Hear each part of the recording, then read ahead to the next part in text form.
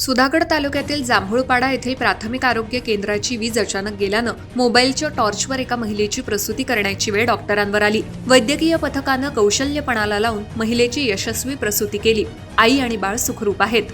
जांभूळपाडा येथील प्राथमिक आरोग्य केंद्रात 26 वर्षीय रोहिणी रवी वाघमारे यांना शुक्रवारी सकाळी 9 वाजता प्रसूती वेदना सुरू झाल्यानं दाखल करण्यात आलं। 10 वाजल्यापासून केंद्राचा वीजपुरवठा खंडित झाला होता। त्यातच आरोग्य केंद्रातील सौर ऊर्जा यंत्रणाही बंद पडल्यानं प्रसूतीगृहात अंधार पसरला। आपत्कालीन परिस्थिती निर्माण झाली। अशा वेळी आरोग्य केंद्रातील वैद्यकीय पथकानं हार न मानता 3 मोबाईलच्या टॉर्चच्या प्रकाशात दुपारी 1:15 वाजता महिलेची यशस्वी प्रसूती केली। नवजात बाळाचं वजन 2 किलो 400 ग्राम असून आई आणि बाळ दोघांचीही प्रकृती उत्तम आहे।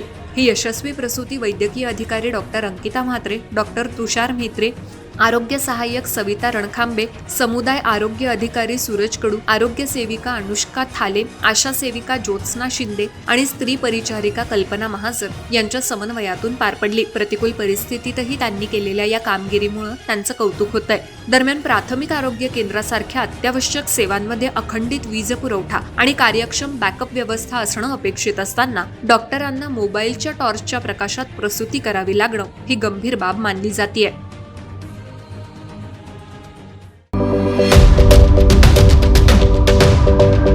यूट्यूबवर सुद्धा रायगड टाइम्स सर्च करा आणि पहा रायगडच्या कानाकोपऱ्यातील प्रत्येक बित्तम बातमी।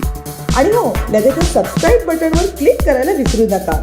रायगड टाइम्स, आपलं चॅनल, आपला आवाज।